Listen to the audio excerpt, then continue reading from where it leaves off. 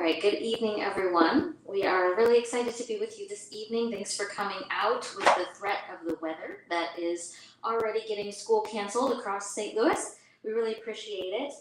We are here tonight to bring you the poetry of Marie Chewe-Elliott and Jet McDonald. As you can see, our wonderful host and curator, Kenneth Pruitt, is not with us tonight as he is under the weather. My name is Erin Quick. I'm the director at St. Louis Poetry Center, and I'll be filling in as host tonight and also discussion partner for the end of the reading. And we're sending Kenneth a lot of well wishes tonight. Hope he's feeling better soon, and he will be back up here next month. Before we get started, though, I just have a couple of quick announcements. Thanks for doing your best to stay safe. Extra masks are by the front door if you choose to wear one. We have some extras. And shout outs, we want to thank our funders. Missouri Arts Council, Regional Arts Commission, and Poetry Foundation. Their generous grant support helps to make this series possible. We also want to shout out to all of our members, St. Louis Poetry Center members. We love you. You can become a member at our website, which is stlouispoetrycenter.org. And then also, of course, a big thank you to the Focal Point who hosts this every month for us. A little bit of housekeeping. If you need to use the restrooms, they are out the door down the hall to the left. And Casa Maya next door has drinks, and of course it looks like we've all gotten to enjoy some of those. And then we just ask that you return the glassware at the end whenever we're finished tonight. And then Marie does have some books for sale. So at the end of the reading, if you would like, those are for sale in the back, and she'll be able to help you get a book. If you are watching this in real time on Facebook Live, please comment and share the link. Post your questions, any questions you might have for the poets. If we have time, after the Q&A, we'll get to those. If you're viewing this after tonight, after January 24th, please do comment and share the posted videos so we can continue to build support for this reading series. But welcome to all of you who might be joining us virtually tonight to avoid the weather. Now on to the poetry. Our first poet tonight is Jet McDonald. Jet received their Master's of Fine Arts degree from the University of Missouri St. Louis, where they also served as Poet Laureate. They now work as an organizational facilitator for the St. Louis Queer Plus Support Helpline, which is SQSH, affectionately pronounced Squish, and are pursuing a Master of Social Work degree at Southern Illinois University, Edwardsville. They hope to weave creativity and mental health services into one cohesive career. Hear, hear. Jet's work has appeared in Amygdala, Lit Mag, Unoya Review, and Type House Literary Magazine, where their poem was nominated for a Pushcart Prize in 2017. Please join me in welcoming Jet McDonald.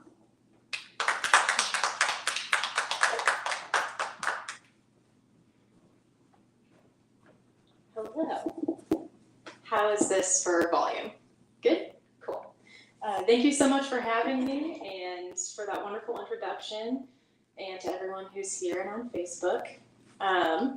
What I'm going to read from tonight is kind of a work in progress. Just putting that out there. But it's really shaping into more of a lyric essay, sort of like a poetic meditation on the body, my hot takes on that. And I think it'll end up being a longer piece, but I have some excerpts for you tonight. Basically, it's structured with each section centered on a different part of the body. So we'll go legs, shoulders, etc. And I think that's kind of all you need to know before I dive into some pieces of that. So the overall title, I think, is going to end up being The Body Worships the Wave. Legs. I tell my friend Eva that I'm desperate to travel, but I don't know how or even where. She asks, "What do you want to eat?" Go where they eat that. We drink tea and doze off in her living room. I wake up feeling at rest with this idea, letting the body choose when the time comes, pointing the feet toward wherever the pleasure is, forgetting to reconsider. I feel at rest in this apartment too, where I can listen to Eva rehearse opera fragments in the shower and laugh loud into our hands. Over a few short years, she says many more things that put me at peace. The last time I speak to her, I tell her I wear her love around like good shoes. She says she carries me too. Eventually, I do cross the ocean. I eat a savory pancake in a cafe in Nara, as the next one is already cooking on the table's hot plate. The chef points my friend Karis and I to their wall of maps where tourists place pins in the places they came here from. The pins in their clusters form their own topographic structures, new continents on the map, waves of longing from all directions.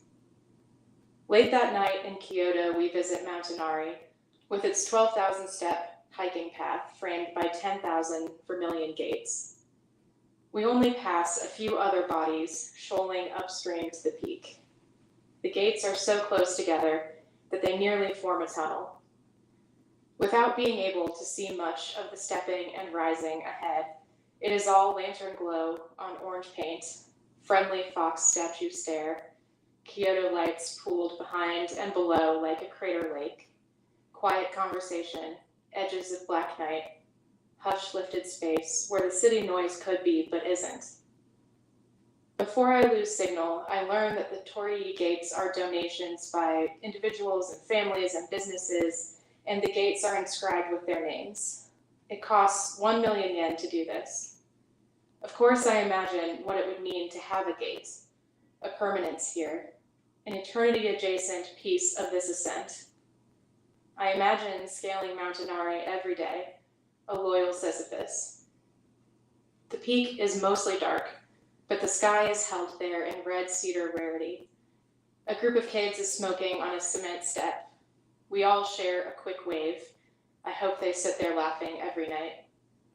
When Karis and I come down the mountain on the other side, we have missed the last train, so we start another long walk back to the hostel. We stop at a convenience store where I buy taiyaki and shoe buns to eat on our way, which is now flat and straight. Pristine sidewalk, traffic lights cycling through their signals to the empty air. I think this part is also very good. This has to be enough. Eva can't always be singing. Milan Kundera says that the core agony of humankind is, what else? Linear time. Running ahead, unbent, and unfettered by anyone's love for a place, a person, a night, a fresh coat of orange paint, a shallow inscription of a name, or God, a worn pastry from a shop. Quote, that is why we cannot be happy. Happiness is the longing for repetition. Waves only resemble each other up to a point. We make do with nostalgia and anticipation, and the flash moments in which a wave is right now breaking great and noisy above our heads, the cedar branches shaking down their bark. Unlike Kundera, Camus believes we can, must, imagine Sisyphus happy, even at the bottom of the mountain. Can we even picture him ecstatic? In the writing of it, I know, the view to and from Mount Inari can't be every day. The lowest point between two waves is called the trough. We do most of our existing there. The day after the hike, Karis and I drink vending machine coffee and catch all our trains, speaking softly, counting what money is left. We point our feet toward the next restaurant in the next city. And when the trip ends and cannot repeat, we fall in and out of closeness, as we can both see a much bigger wave coming fast. They say, people apart forget each other. I say, I know, I love you, I know. But what I carry gladly now still is that I look for their lantern-like gentleness everywhere, in every new body I encounter, because I will always know it when I see it. It is very good to walk with until the next wave comes. Hips. The first time I dance on stage, I think, my skin could ignite, or I could faint, or I could tear out my bones, or I could do the routine as I planned it. All would feel equally surprising and equally appropriate, because what I am really here for is the eyes. They make me a hard-lined illumination, a silhouette with borders. If the medium is the message, then the thrill of dance is that the message is my body. But for every second on stage that feels as if I could run my finger down the belly of God, there are also hours of self-consciousness, dread, and nervousness, and shame for daring to want to be seen. So I try to see my body also as a prank, a joke that I can be in on. Once I even strip at a party, and there I think of my body as a knife held to a neck. In 1975, artist Carolee Schneemann advocates for, quote, diaristic indulgence, and her right to be and own her form. In front of an audience, she stands nude on a table and draws a narrow scroll of paper from her vulva, reading aloud from it as she goes. She calls herself both the image maker and the image. She is her own body's context. Stomach.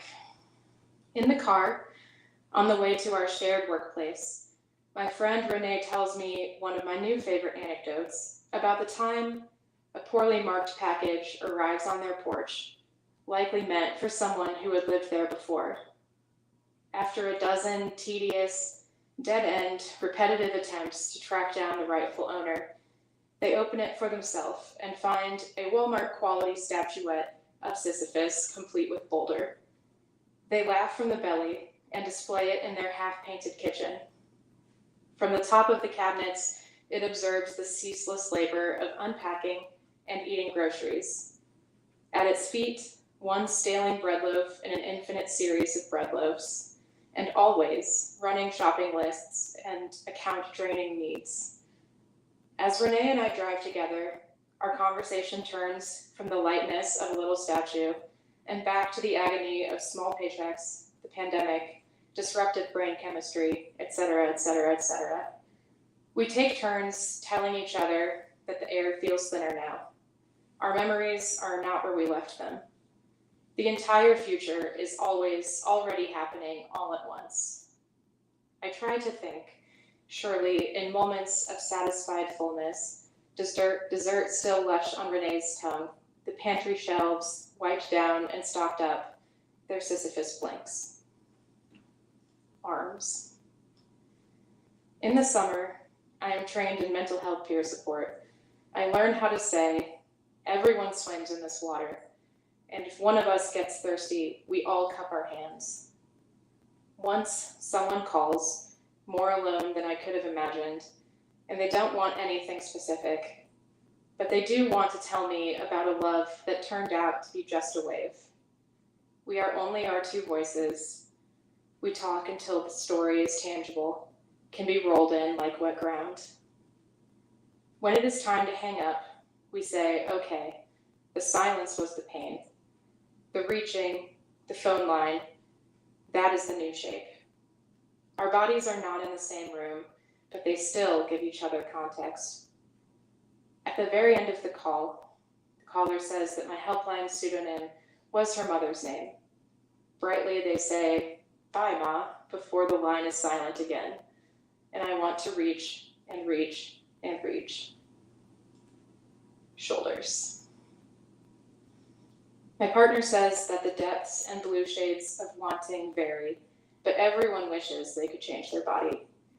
And I think, since all this wanting comes straight from where else? The body.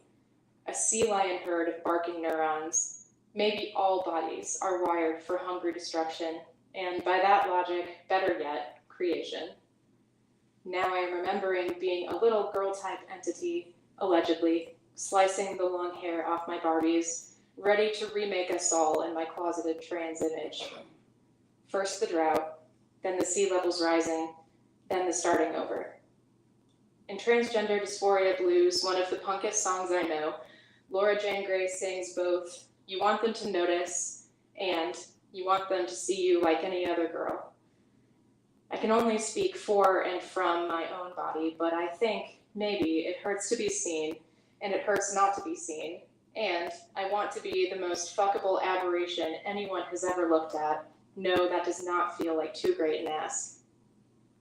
Once, before the overflow, I am engaged to a man. My almost mother-in-law creates a celebratory display on a table. As a joke, she cuts my head out of a picture and pastes it onto the body of a model in a bridal magazine, Cronenberg-esque. The model's angelfish clavicles morph, however, is the opposite of seamlessly, into my sand dune of a face. I laugh. I mean, it really shakes a laugh out of me. And for quite a lot of reasons, varying in interiority, I do not get married at this time. I call up a wave, I morph in other directions. Still, my experiencing of my transgenderness is slow, basement floodwater. I can neither return the room to its previous state nor hurry more water in. People are still living upstairs. Their photos and boxes might get ruined, but they're not too worried. What bobs peacefully to the surface is this. The walls are permeable. I can exist here. I am a wholly unspecific. I can be swum with in the dark. I find myself looking over the shoulders of men I meet, making notes, hoping to plagiarize concepts like unbuttoned Henley shirt and shoulders, and splayed knee magnetism, and loudly expressing myself. I swear I could be just as good at being somebody's shithead son. A Facebook post by user, I got sucked again, didn't I, reads, I hope I am not only a hot girl to you, but also a pretty chill guy. Sometimes at parties, I see men-aligned folk orbit each other in a bright, whitewater dance of recognition, as other folks seek connection in the kitchen, instinctively occupying, it seems, the most liminal room available. I can try to float.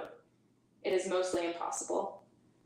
I have not yet, for example, been invited to a bachelor party, and I am not holding my breath now.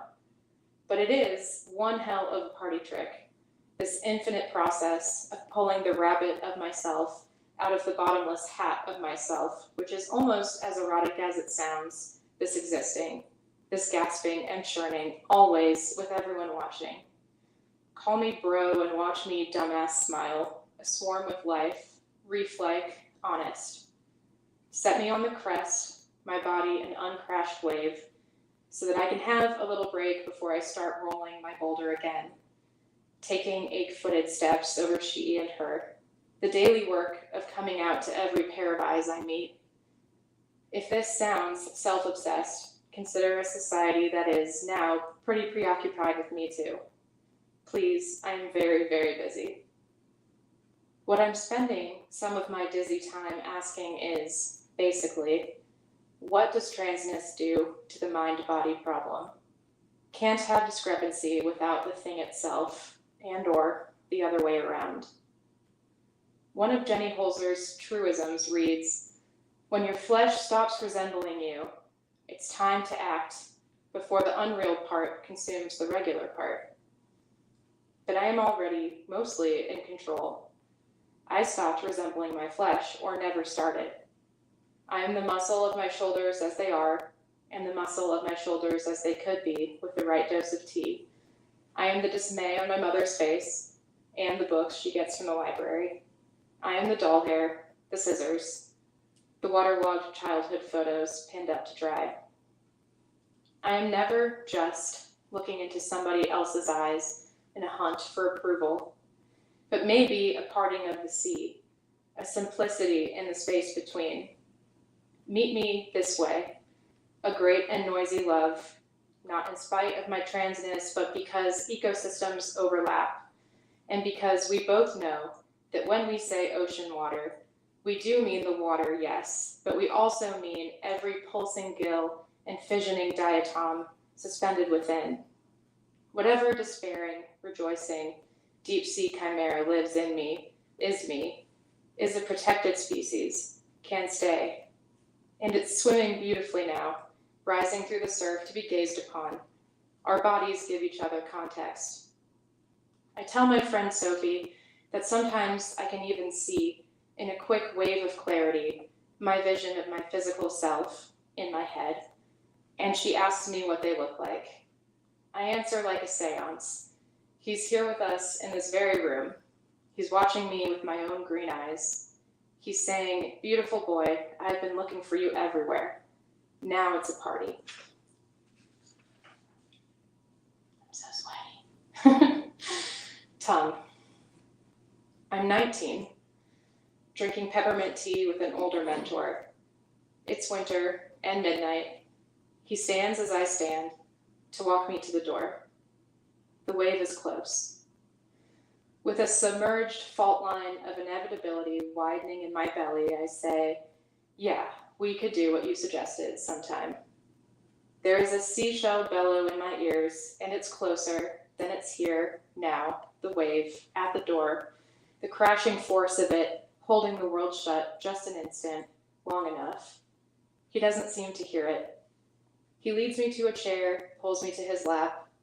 I kiss back, drowning and floating, gasping curious to see what the next and next waves will look like. How tall, how dangerous. I spend some hours in his low bed. Once he offers me wine, then hesitates, remembering I can't quite legally drink. I laugh at him and shiver, fingers pruning. I say hello to his partner when we pass at the front door. I hold the shame like salt in fever sweat. Years later, he arranges for us to catch up at a bar. He apologizes over our undrunk beer. I say, it's okay. I can't hear you much over the noise, but I think it's okay. My memory now holds more years, more closeness. I no longer think of bodies as waves, but wave breaks. Suspended momentum, water holding water. I want to say that the Italian word for starfish is stella marina, fallen celestial body crawling, feeling out the earth with 15,000 little tongues, while the universe courses across its back. Crown. I leave my hospital bed. I leave the mountain and the beach.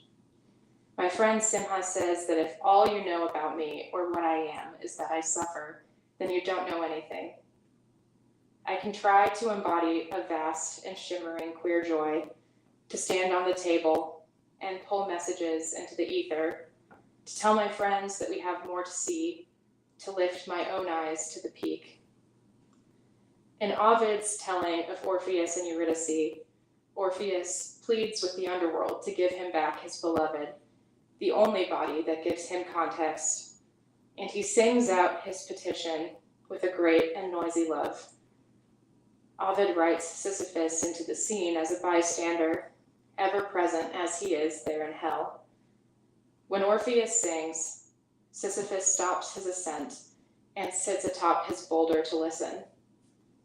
From this, Ovid's readers can glean two things: that Orpheus, for all his faults, can carry a tune, and that Sisyphus, for all his faults and also his suffering, still recognizes a vision for a time yet to come. The sky is gray here. The shore is soft.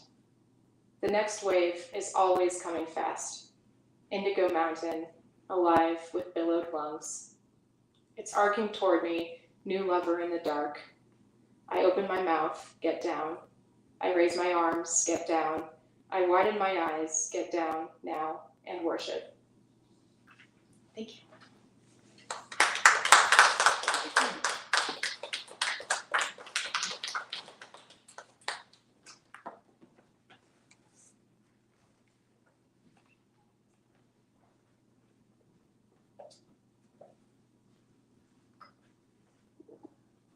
Wow, that was wonderful. Thank you, Jen.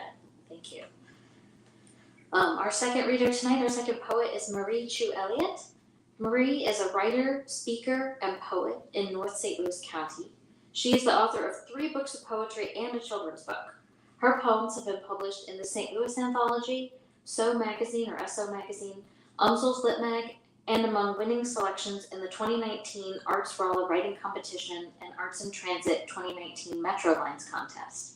In 2012, she co-founded North County Writing and Arts Network. Marie's love of words guided her to a career of more than 30 years in various facets of communications, including newspaper reporter, nonprofit and government communications, and adjunct lecturer. She earned degrees from the University of Mississippi and Webster University. Please join me in welcoming Marie Chewe-Elliott.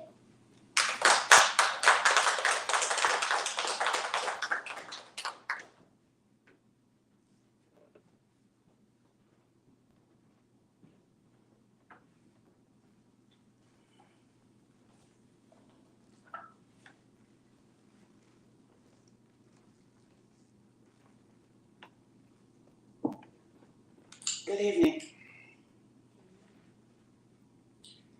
I am black coffee, tornadic winds, and the rushing currents of the Mississippi, and the force behind Serena's serve.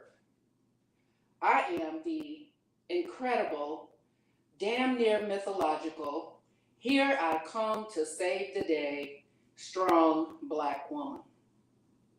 Carrying the weight of my family and the world, carrying babies without complaining and without even appearing to strain, carrying dreams of the ancestors, aspirations of the children, standing as a pillar of strength and pillow of comfort for my husband, carrying trauma, carrying drama, strutting through life secretly bleeding from compounded wounds of micro and macroaggressions, bearing others' confessions, forgiving repeated transgressions, bandaging pain and sorrow, speaking hope for tomorrow, perfecting the mask with style, grace, and class.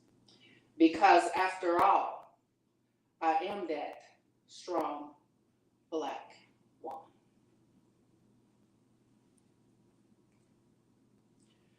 What happens tomorrow when you wake to find that all the guns in America are gone away? Will nights be silent in St. Louis, Detroit, and Chicago? Will the mentally ill be able to go to mental health clinics instead of gun shows where no background check is needed? Will little children play ball and jump rope outside, maybe go for a bike ride? What do you think would happen? Will 13-year-old boys get in fist fights and imitate WWE wrestlers again? Will the 100 Americans killed by guns every damn day change? Will grandparents feel safe in their homes even if they're alone? Will students feel safe again at school? Will we maybe even resort to the golden rule? Will worshipers ever feel safe and safe at Emmanuel AME? Will sweethearts go on movie dates again in Aurora? Will I be free of hearing that adage, guns don't kill people, people kill people? So what happens when we take the guns away from the people tomorrow? And what happens if we don't? The school bell will still be synonymous with gunshots, and bulletproof backpacks will be sold for $5.99 at the corner store. There will be classes to teach us the best way to escape a shooter. Concerts will be moved to domes with impenetrable walls, and no bags will be allowed, and no hoodies will be allowed, and no baggy shirts will be allowed. And when sleeping children in the city, will sleeping children in the city still hear the noise of a revolver and go outside thinking it's the 4th of July coming early? Will every single person own a gun? Will we live in an eye for an eye city where the only way to survive is by slinging around a semi-automatic? Will we use war weapons for places not at war? Or will we create one with the bullets and the killings and the deaths and the bullets? But guns don't kill people. They just go bang. And the children are never the same. And the girl watches her father bleed out, and his body lays in the street for hours. And the club turns into a graveyard, and the whole country turns into a graveyard. May we rest in peace.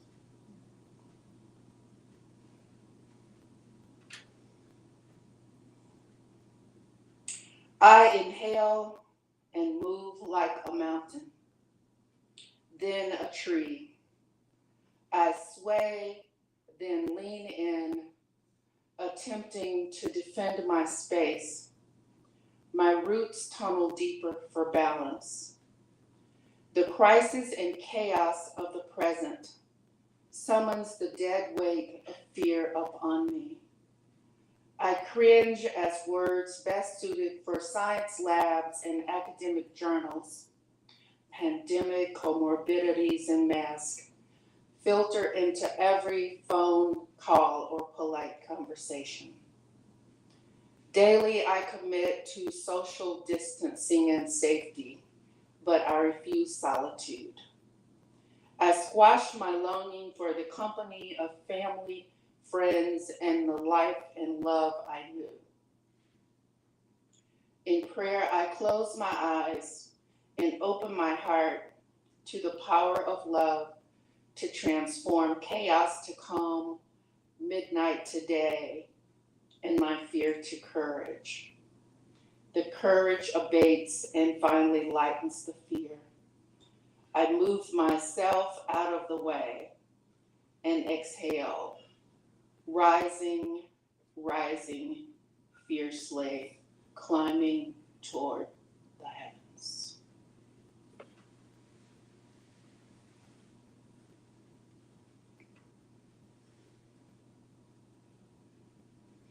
I am from wishbones, neck bones, and ham hocks and greens, homemade pear preserves and sweet potato pies.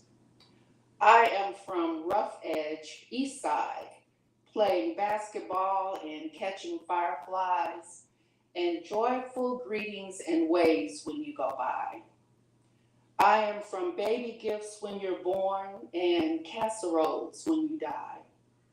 I am from sacred family dinners after church every Sunday, bottle trees and prayers to Jesus to keep bad spirits away. I am from first cousins, second cousins, and third cousins dropping by. Young ones versus old heads in spades and NBA 2020 for bragging rights. I am from ancestral history and tall tales intertwining. Red solo cups filled with Henny Crown or sparkling wine for the ladies. I am from babies' babbles and elders' elements, from gospel and blues. I am from blessed and in need. I am from GED to PhD. I am from faith and fear. I am writing pens, pig pens, and penitentiary. I am from dirt and sky. I am from living and dying. I am from wishbones, neck bones, ham hocks and greens, homemade pear preserves, and sweet potato pies.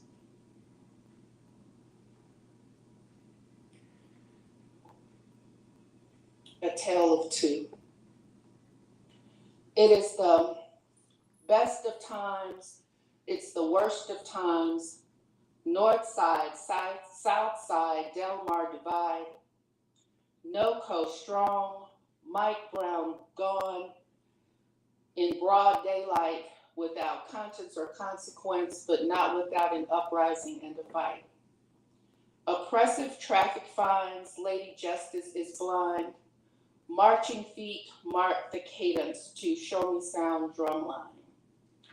Veiled prophets to keep St. Louis a real life tale of 2 or 92 communities of have and have-nots.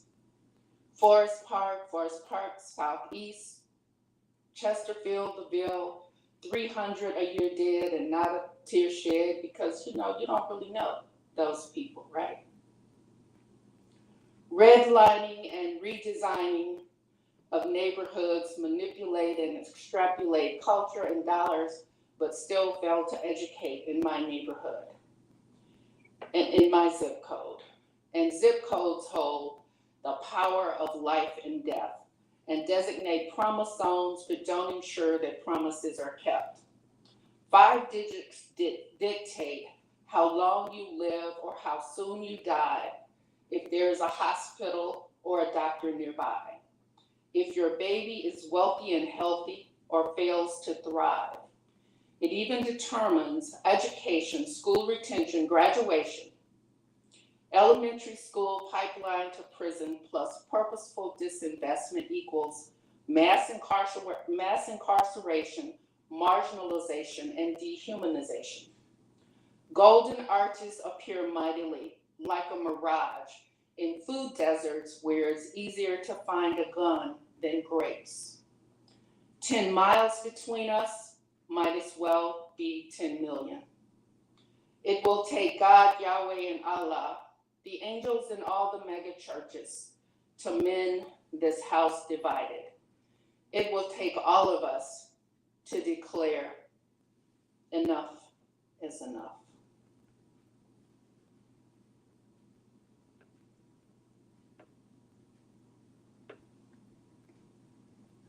And just so you all don't think I think about social issues all the time, I'll share a love poem. Love is important. This piece is called We Are Fire. We are fire, brushing cheek to cheek, breast to chest, yes to yes. We are the real life, melanated Romeo and Juliet, syncing our chemistry, creating sparks and heat. The rhythm of your breath marks time, then matches mine. I never want to leave you till we leave earth to meet Jesus. 30 more years from today, I will look at you and say, you were better than the rest. You were better than the best. Our love is so storybook magical. Sometime I thought I was imagining it. My world blossomed like daffodils in spring, and I surrendered everything to us because we are fire. Time has not smothered the flame. Brushing cheek to cheek, breast to chest, yes to yes, still. And I think I have one more.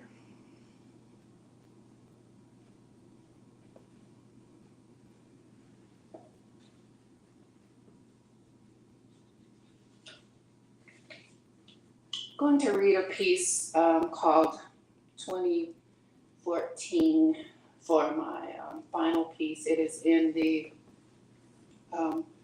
North County Anthology, Ruth, Rainbows, and Truth, which we just produced on in November.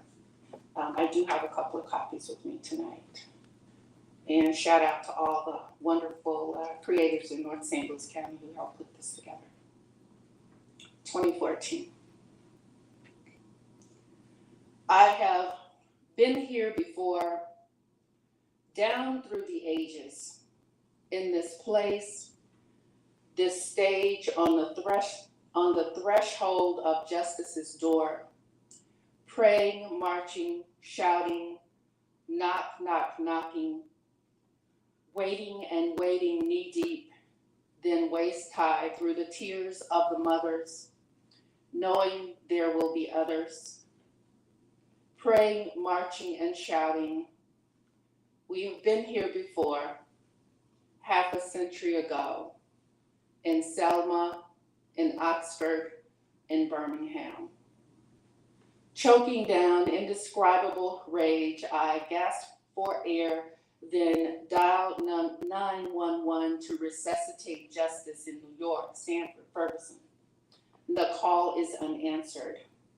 And I know that the tears of the mothers will not bring them back.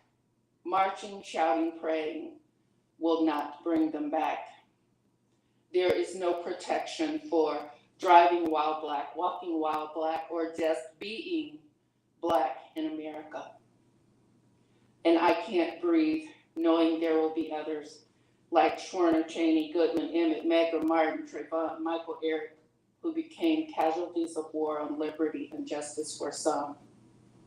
I have been here before. And the young ones say, we must drop kick the door, hands up and hearts aflame. Hold on to justice like nimble stratus clouds hold rain. vowing never to visit this place again. Thank you.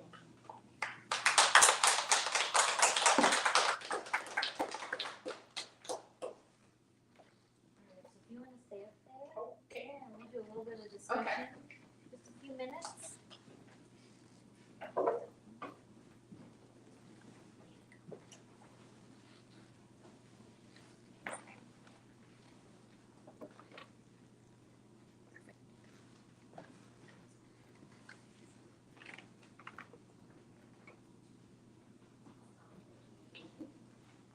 Put this down for you.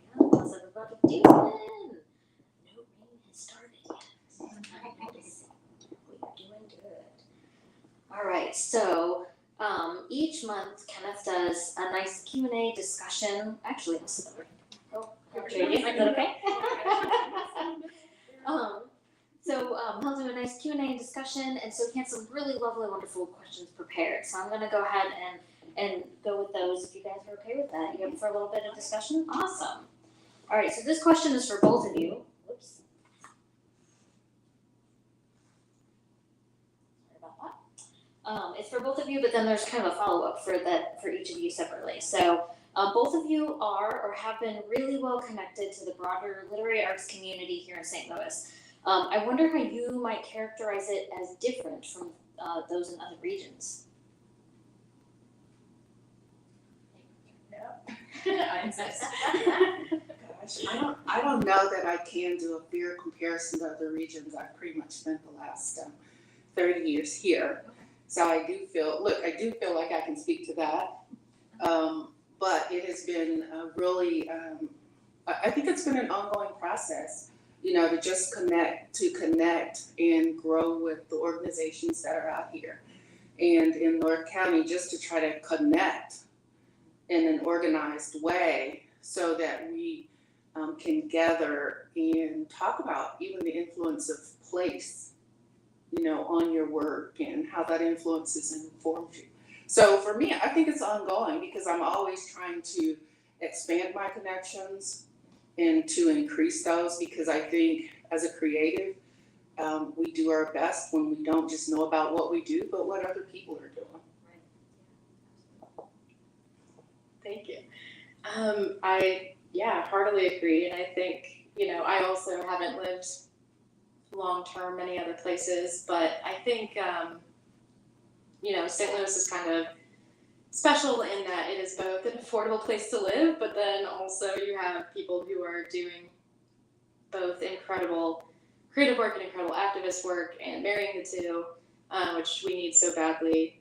And I think, the scene here is pretty stereotypically Midwest friendly. So, there's a lot of people to meet and talk to. And I think that's wonderful. I think everyone kind of eventually finds each other, which is pretty cool. Yeah. Kindred spirits. We keep coming together. Well, and that dovetails nicely into the next question. And I guess I'll start with you, Jet. We'd love to hear more about your ideas around weaving, quote, creativity and mental health services into one cohesive career, which is just awesome. I know that sometimes, when Kenneth's up here dialoguing with poets, he'll try to help kind of ask them to talk about the connection between art and trauma or art and mental health issues. And I just love to hear about how those two things kind of are associated together for you. Yeah, absolutely. I think ever since finishing my MFA, it's been kind of a struggle to know why I want to keep going or if I want to keep going. But, I think some of the folks, especially in the, mental health community, grassroots community around here, have, really helped me to see that you keep making things because it feels good, and that's really all that it needs to be. And in terms of what it looks like for me long term, I'm not really sure, but I just think that you can't really have one without the other, because all of us creating things is one of the main ways we connect, and we can't really feel that great unless we're connected in some way. So it might look like, community events or informal teaching or, just doing things like this and all of that. So yeah, I do think it's really important, and it's something that like I say equally as a reminder to myself. Right, yeah. And then Marie, we'd love to hear more about the North County Poetry Anthology that you worked on. I know that several of those poets you've connected with Kenneth. They'll be reading here for Poetry at the Point in the coming months. So what was the spark for creating that anthology? I think it was just what Jet was talking about, just trying to create connection. And we just started with the one commonality that we had, which was, even though we were from all of these many different municipalities and communities and everything, the one thing that we started with in common was that, you know, North St. Louis County is home, or where we work, or ended up being there for whatever reason. And so we just started with that and built from that. Places the connection. Yeah, that's awesome. So this is an interesting question. What would make your poetry falter massively if you gave it up? This could be anything from craft to process to, I don't know, a favorite snack that if it disappeared, I don't know, just anything. Oreos. No.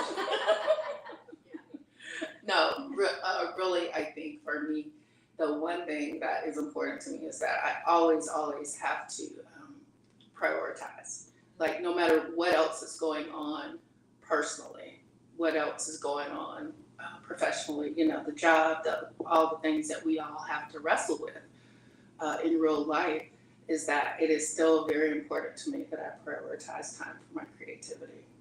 And I think that would be the failure point for me. Yeah,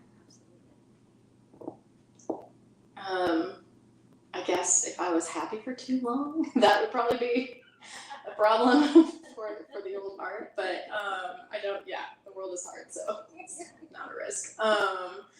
But also, just I think if I went too long without reading other folks who really get me going, yeah, that's like what consistently reminds me that it's good to be doing this and that we all have something to, important to say.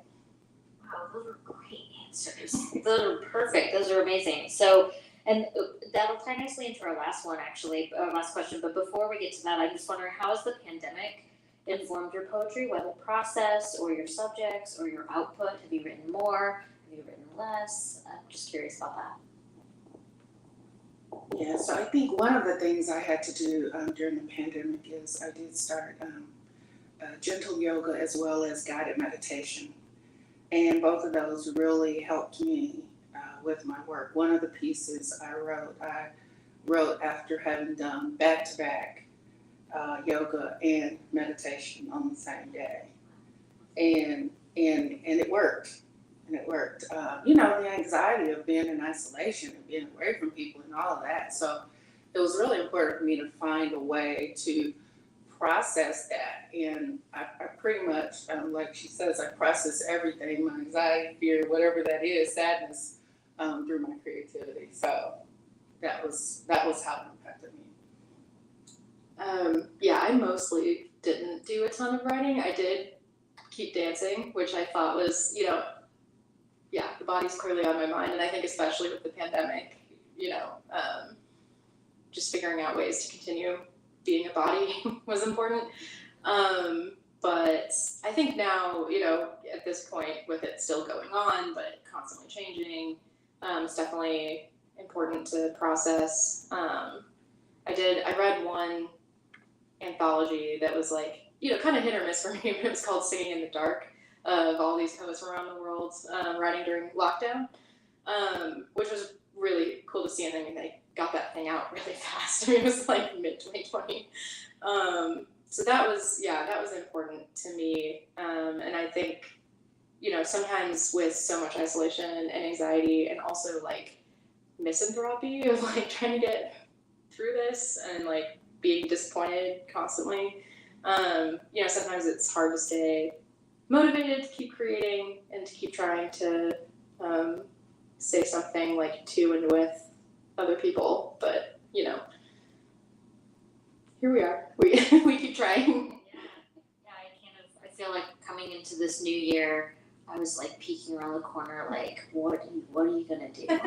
What do you got in store? Just after when you talk about just the back and forth and constant disappointment and readjusting and stuff. So, well, and in terms of like keeping motivated, I'm wondering. So Kenneth has this wonderful thing that I know that he borrowed or stole from another poet and podcast called Gathering Paradise. But in relation to keeping motivated in the world of poetry or even in the arts generally, what has really gotten you excited like recently? Whether it was through the pandemic or even like now, if it's something totally different. What new writer have you discovered or new book that you're reading that really speaks to you or really has just gotten you going right now? So I think because I've always been probably a book nerd, I went back to old writers like Lucille Clifton is just still such an influence that I could hang on every word. I love the fact that she can use 2 words and just blow you away. So I was able to go back and revisit my Lucille Clifton collection.